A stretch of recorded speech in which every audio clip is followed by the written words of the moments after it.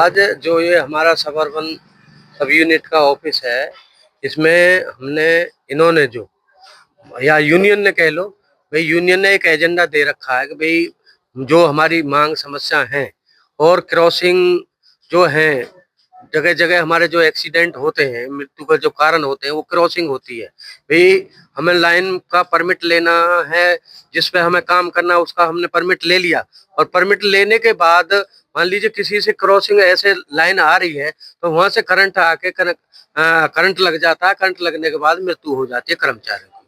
पहले जो एक प्रहलादपुर में हमारे कर्मचारी की दुर्घटनाग्रस्त मृत्यु हुई थी, उससे पहले हमने एससी साहब को, एक्शन साहब को, एसटीओ साहब को मांगों का एजेंडा दे रखा कि भाई जो भी क्रॉसिंग है उन क्रॉसिंग को हटाया जाए।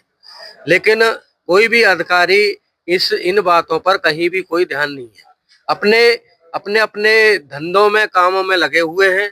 वे कोई भी कर्मचारियों के प्रति कोई भी गंभीर नहीं है।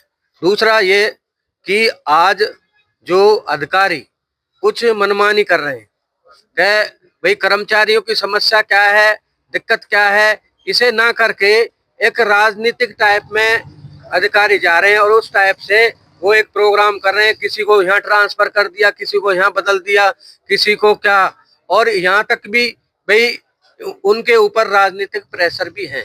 राजनीतिक प्रेशर ये है कि मान लीजिए कहीं कोई बात हो गई और उस बात का मान लीजिए कोई भी गलती है में है, चाहे हमारा कर्मचारी गलती में है या कोई सरकार के प्रतिनिधि कहीं कोई अभद्र भाषा का प्रयोग करते हैं, तो बिल्कुल सरासर है, किसी को ये परमिट नहीं दे रखा।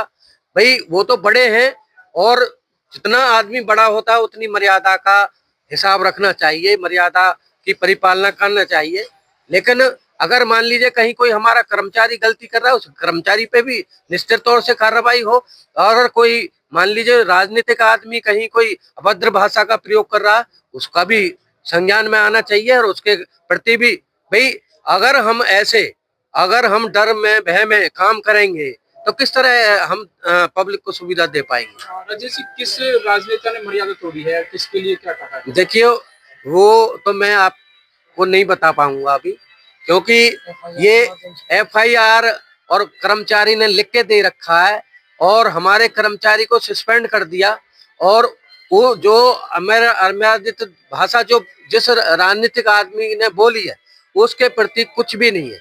क्या किसी को ये परमिट है कि कोई अमर्यादित भाषा बोले? हाँ, मान लीजिए मेरी कोई गलती है, अधिकारी हैं वो, और आगे कोई एक नहीं सुन रहा, दूसरा नहीं सुन रहा, और फिर वो तो सरकार है, सर्वे सर्वा है, उनकी कौन नहीं सुनेगा।